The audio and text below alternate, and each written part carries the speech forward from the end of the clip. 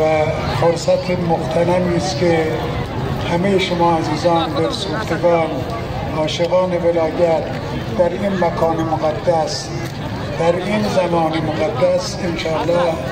دعا کنید برای نجات همه مستضعفان عالم،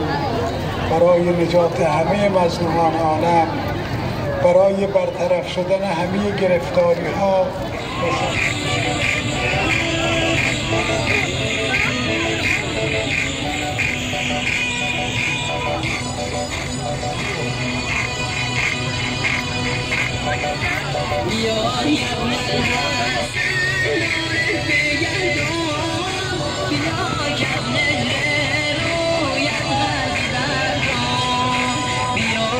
Show